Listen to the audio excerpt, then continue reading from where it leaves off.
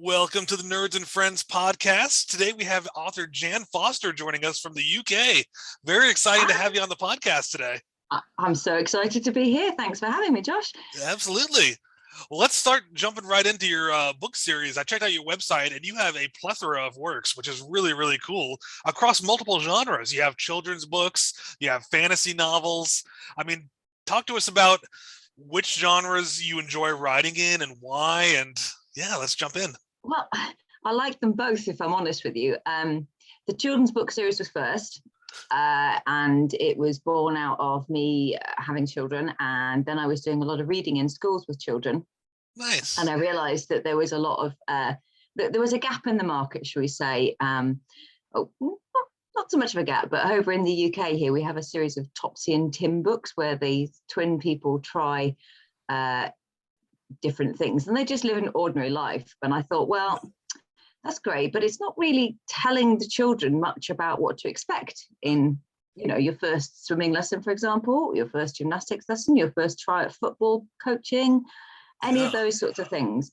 So I decided to try and write a series which would actually explain that and obviously help encourage people into getting their kids more active, get the kids interested, and explain what to expect from a first lesson.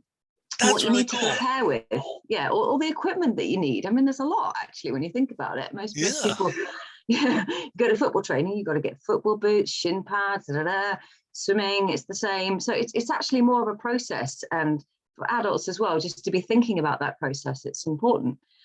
And the book, Mitchy Mooch Try Swimming, was born out of that. Took about a year to develop and write and get edited and then illustrated and all that sort of stuff. So while that was, and it is an almost painfully slow process, having illustrations done, because there's a lot of back and forth and a lot of sort of discussion about what should be in each image. And particularly with a book that's kind of instructional, you have to really nail it so that the children can visually see it as well as, so you don't have to explain everything like you would with a novel. You can use words to describe it. Actually, you have to use the picture. So it's a more extended process. So while that was going on, and I was kind of twiddling my thumbs waiting for illustrations, I just started writing a novel because I needed something.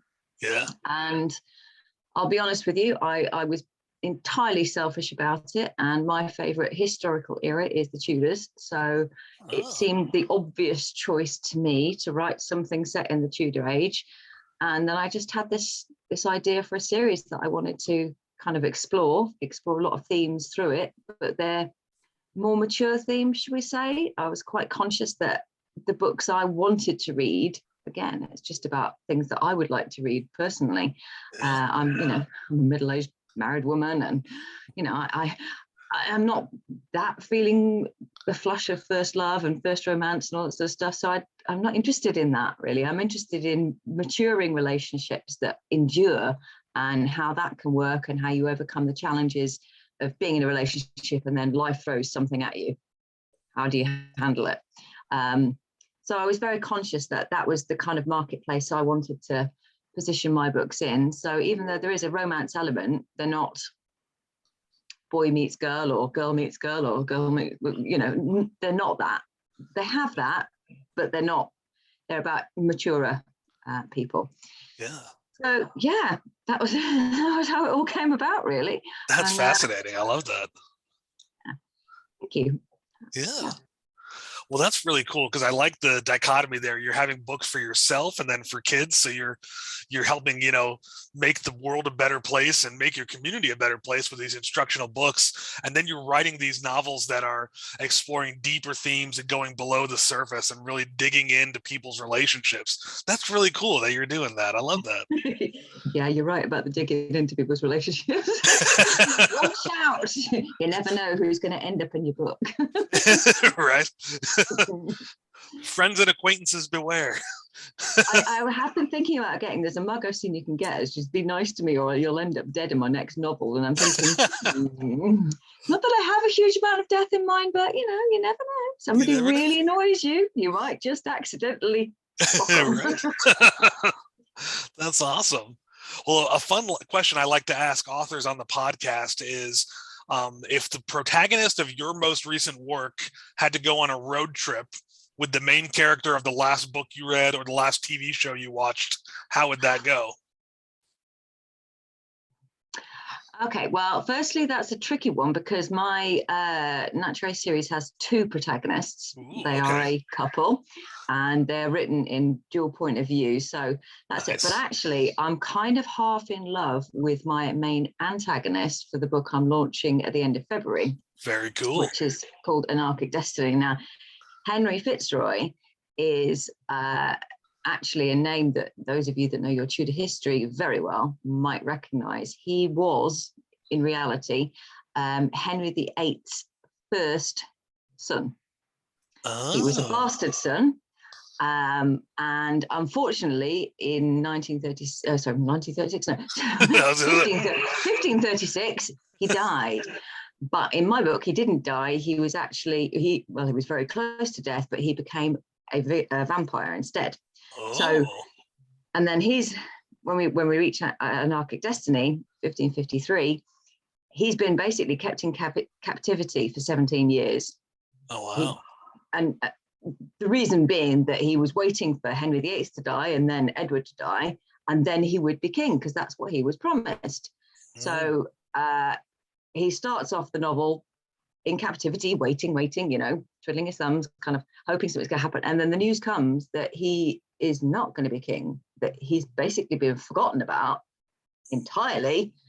And really, he's kind of go forth and be free, because you have no place here. You have no reason to be in captivity. So his journey is very much one of starting from scratch, discovering who he is, what he wants. And he's also very morally grey. Some of my vampires are, in particular, this one is very morally grey. So, cool. He would be an interesting character to take a road trip with, very much so. Sure. That road trip could go off the rails in some very fun ways. Yeah. And as for the last book I read, well, I'm actually just at the end of A Woman of No Importance. I don't know if you know much about World War history. A little bit. Okay, well, the context for this is that I'm co-authoring a book at present, and we are doing a section which covers the resistance. And nice. So I do tend to read around the period that I'm writing in, just because it helps keep my mind in that sort of era. Yeah. And I do start from the history. I kind of get the inspiration from what happened in history, and then sort of, particularly in the Natural series, sometimes quite a lot actually, real world events are woven into the storyline as a part of it to kind of advance the plot. So in this co-authoring project, which I can't really talk too much about right now, which is really frustrating. But anyway, we are doing something which includes French resistance, and A Woman of No Importance is talking about a lady called Virginia Hall, who was actually American, but at the time she essentially, when war broke out, she used to work for the American embassy, and then war broke out, and she was kind of adrift in some ways, but she wanted to be more, she wanted to be useful, and she got involved with the Special Operations Executive, which was a guerrilla warfare department set up by Churchill. Yeah. And she was actually one of the first agents to be trained. She was a woman, which was unusual. All agents at that time were male. Yeah. So not only was she unusual because of her gender, but she also was unusual because she was technically disabled. She had a wooden leg. Oh, so wow. The least likely person that you can imagine being a spy was parachuted into France to set up a network of resistance movement fighters. And this is a true story, right? True story. Actually, genuinely true story. We got to make a movie about her. That's awesome. Successful. Well, it's funny. I've been reading the book, and then I was just surfing Netflix the other day for films about World War II, because, living in the genre, living in the time. And then one popped up, and it was called A Call to Be a Spy, or Called to Spy, or something like that. And I thought, that might be interesting. Oh, it's got French resistance in the title. I'll give that a watch. And you know what? It was the story. Slightly embellished, slightly tweaked, but genuinely there was a film made about her, but just a phenomenally inspirational woman, a real kind of charismatic, able to organize and inspire people, and fingers in so many pies, but genuinely compassionate as well. She really focused on making sure that when some of her people were taken prisoner because of a mistake that they made, and the Gestapo would be, absolutely on it. Yeah. And she was hunted. She was one of their absolutely key people that they wanted to find across France. Once they'd invaded France in 1941, she was up there on the top 10 most wanted people. She was there, but she just kept evading them. It was brilliant, really. Wow. Just absolutely fantastic. So highly recommend her story as a really uplifting thing. So in terms of your question, sorry, just to cycle back, your question was, how would they get on a road trip? She would drive. Yes, because she drove. She started off by driving ambulances when the front fell, when Maginot Line fell. Oh wow. So she would drive because obviously he can't, for 500 years of a problem there. So she would drive, and I'm pretty certain that by the end of it, she would have him working for her undercover. And it's interesting because in Anarchic Destiny, he does try out lots of disguises. He does try and fit in. He tries to blend in, but he just doesn't sit very comfortably with him, because it's really hard to hide something when you don't know who you are. It's a lot easier to be, fascinating. All right, I'm putting on a disguise and I'm playing a part. But when you don't really know who you are and what you want, it becomes very difficult, and it's morally grey.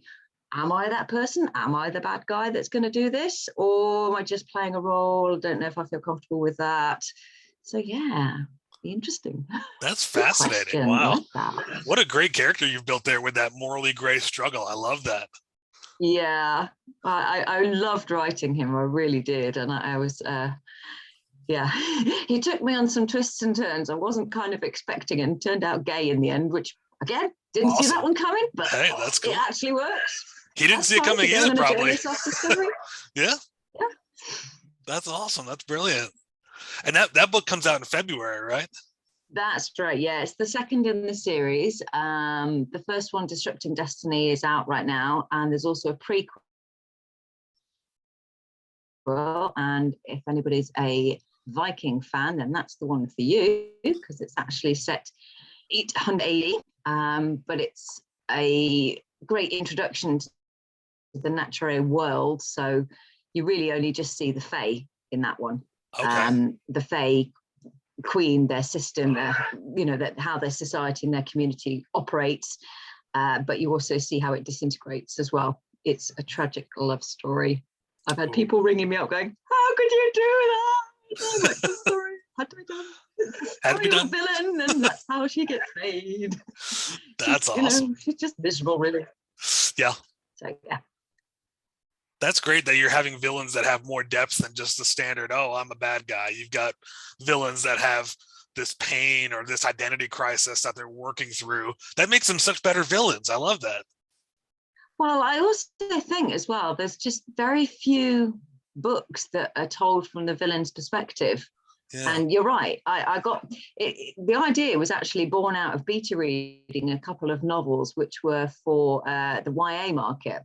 And that's great. I've got no problem with that. That's wonderful. But there was a tendency in some of these to have a very two-dimensional bad guy. He wants to invade, he wants to conquer, and he's going to come, and it's, you're building up the pace, and it's all, the impending doom. Right. But why? Why is that person so bad? Why do they want to conquer? Why have they got this bloodthirst about them? And it struck me as actually, do you know what? I don't want that. If I'm going to have a villain, then they need to have a driver as well. Otherwise, how can you move the plot forward? So yeah. That makes you root for the story to come to a conclusion so much more, because you're invested in the villain as well. Well, I feel like there's more tension. Absolutely. There's just more conflict in the scenes if you understand why the villain is behaving the way that they are, and why they're so driven to do these bad things. and why the protagonist is equally trying to achieve the good things, and how that kind of evolves as the story goes along. Do you ever try to have, also to add more tension, give your protagonists and your good guys a lot more flaws as well? Yeah, they do have flaws, actually. I think they wouldn't be rounded characters if they didn't have blind spots or problems of their own. My two main characters, my hero, if you like, Joshua, if you can kind of picture. Great name. I did a fun TikTok video where I was doing my perfect casting, and I cast him as Chris Hemsworth, you know, in Thor. Oh, yeah. Your nerds and geeks will know Thor. So yes. yeah, Thor is kind of. So he is. When I write him, I do think of that sort of image, if you like. Nice. But he is flawed, not because he's a bit thick like Thor is. He's flawed because he's torn. He was a human, and was made Fae, and he's therefore totally unique amongst Fae, and he's not a human, but he's kind of still got a lot of that humanity about him. And particularly the moral side of things. He was a Catholic all his life. And as you may know from your Tudor history again, 1536, when the book takes place, was the year that there was the schism with the Catholic Church. Henry VIII said, no more, I want a divorce. And if the Pope's not going to grant me one, then I will basically make my own church. And this was against the backdrop of Protestant rising as a belief system, as a church. So he's conflicted by the time we start the book, because he has been made into a Fae, but already he's kind of burying that conflict and saying, my wife doesn't want to talk about this. She doesn't really understand. The problem is, as far as I'm concerned, with the Bible and with everything I've been taught to believe, I don't and can't exist. Oh, fascinating. So he's got that driver of, he has to reconcile the fact that he technically doesn't exist according to everything that he believes in. So what he's been doing is basically saying, well, okay, so I'll just put aside that belief until the point comes when disaster happens. He is ripped apart from his wife, and he has only his faith to fall back on. He just naturally needs that support from having a faith. And so his journey is more one of reconciliation with himself about how he feels about faith and about what that means, what it is to have a belief in something that you can't see. And then, as it turns out at the end of the book, he has both. He has a belief in something that he can't see, but he also has a belief in something he can see. And I'm not going to tell you how and why, because that would ruin the ending. Yes, that sounds wonderful. I can't wait to read it. That's really cool. Yeah, that's really cool. Yeah, and Aoife has conflicts too. She's conflicted, definitely. She's the one who we have the question of her destiny. Okay. And her flaw is that she doesn't want it. She rejects it. Wants it. Yep, totally doesn't want it until she's forced to confront it. She has no choice in the matter. But actually, then she discovers something that's even worse than her destiny. Ooh, ominous. I like it. Ooh. Well, I wanted to ask you, what is kind of your writing process? Like, what are the kind of behind the scenes routines you do, or like, how do you get so many books done? Because you've accomplished so many books. Like, what's your process like?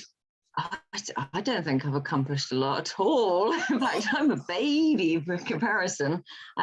Do you mean on my day-to-day level, or in terms of a grand plan picture? I'd love to hear about both. Okay. On a day-to-day level, I have to juggle a lot. I'm not just a wife and mother, which is challenging enough as it is. Oh, yeah. But I'm also a small business consultant. So I have private clients that I help grow their business with them. Oh, wow. And that's a bit kind of ad hoc. It's either feast or famine, or just dribs and drabs every day. I've got to do something, this, that, and the other. Right. So that kind of has to come first, because they're people that are kind of depending on me, so to speak, all of those family and clients. And then anything else gets kind of into the writing time. So I'm lucky if I have an amazing clear day, then I've probably got about at best 5 hours of straight writing when the children are in school. Nice. And at worst it's 20 minutes if I'm really having a bad day or I just can't face it. It's just, you know, sometimes you're just so busy doing other stuff, you just think, I just can't do it. But I am quite dedicated to the AIS approach, which is acknowledging that the words don't write themselves and that you're not going to get them written unless you literally get your arse in the seat and write. Yep. So I do find that having that mentality is very helpful in sitting down and focusing on it. And I don't have a problem slipping into my worlds. That's the easy and that's the joyous part of it, really. That's you know, if you're a writer, then you'll understand. Yeah. Sometimes just going into your world, your creation, where everything's familiar to you and you know the rules and you know what to do, and you know you've got that already there. That's the fun stuff. Oh yeah. No, I published my first book last month, actually. So I'm a brand new well writer. Done. Congratulations. Thank you. I hope you're still feeling that buzz of accomplishment. Oh, very much so. Yes. Good. Excellent. I'm so pleased to hear it. Never let that go. And you know what? Every so now and again, you'll like introduce what you do to somebody, and they'll go, "Oh wow, you're an author! I just did it just now. I just took my kids to the dentist. I was chatting to the receptionist, and she was trying to get me to book an appointment on the 28th of February, which is when my book launches." And I was like, "Nope, I have a book launching that day." Oh, yeah. Ooh, what, an actual book? Yeah, an actual, you know, sit down and read it book. And I had no idea. Why would you? What did you expect I would look like? You were right. We don't go around with big author signs on our heads, but it's quite nice when it happens. I kind of wanted to after the first couple of weeks, though. But in terms of, well, you might. I've seen some people wearing T-shirts, which I think is really quite fun. If you've got the balls to do it, you know, you kind of wear a T-shirt with your book image there, or some fun quote from it, that sort of thing. I'm thinking of getting some T-shirts made for my Mitch and Mooch books, which I'm hoping to be able to start publicizing properly as things open up a bit more, because annoyingly the book launched and it was due to launch, and 7 days before we had our first lockdown in England. So it's like nothing you can do because it's locked, it's loaded, it's all ready to go. The party was planned, press releases, all of that work, all of that expense just completely down. And as you can imagine, a book about swimming lessons when there's no swimming pools open. Oof, that's tough. Yeah, and then had a very unfortunate incident with my illustrator. So until I can resolve that particular problem, then I'll have to wait for the next book, for the next thing. Well, as those continue to launch, please make sure you email them to me, and I'll share them in all my social media, because definitely want to support and get the word out there, because I love the work you're doing. It's really cool. Thank you so much. That's really kind of you. It's fun work as well. Yeah. Oh, I love it. It's so fun. Yeah. I've been given all sorts of fun props, actually, because one of the things that features in my children's book is something called a swim fin. I should have got one out ready, actually, shouldn't I? Is it like the little fins that go on the feet to help you paddle, or? No, it goes on the back. Like a shark fin. On the back instead of exactly that. So yeah, I've got this whole thing planned out with activities to do with children, which there are on the Mitch and Mooch website, by the way, which I forgot to send you. But if anyone's interested, loads of free downloads and resources on mitchandmooch.com. And I've got a whole load of, you know, colouring and word searches and certificates of achievement, that sort of thing on there if you want to have a look around. Oh, that's awesome. But yeah, Swimfin really kindly have, because I had to kind of get their permission to use their product in my books. Oh yeah. And they've been fantastic. I can't recommend them enough. And it's such an awesome idea, because with swimming bands, with armbands on your child's arms, it restricts their ability to do the strokes correctly. Oh. But the swim fin, because it's around their chest, and literally sits like a shark fin on the back. Same flotation, in fact, even better, and it can be used by adults as well. So yeah, they were absolutely brilliant, and sent me a whole load of them to wear nice. in all these assemblies and things that I want to do with the kids. So yeah, you're very lucky. I have to say, I did consider it, but because I think we were talking mostly more about novel side of things, I thought I'll just leave the swim fin off this time. But I have been we'll definitely give swim fin the thumbs up for you. Videos and things like that, and then just turn around and go just do the Jaws thing and just have my swim fin on just for comic effect, you know. But the kids love it. It's, you know, it's really fun. You walk onto a stage and they're just like, what are you wearing? I'm a shark. I'm a shark. Yeah, so get yourself a swim fin and you'll be right in with Mitch and Mooch. They'd love it. Awesome. That's great. Thank you. Yeah. Well, Jan, thank you so much for coming on the podcast. This was a really great discussion. And everyone who's listening, check out in the description of the video. We'll have all of the links to Jan Foster's works, so you can go ahead and follow her and support her and check out her awesome books, because I know I want to hear more about Henry the Vampire for sure. So, yeah. Yeah. Enjoy. Well, thank you so much for having me, Josh. It's been a real pleasure. Of course. Thanks so much. Okay. Take care now.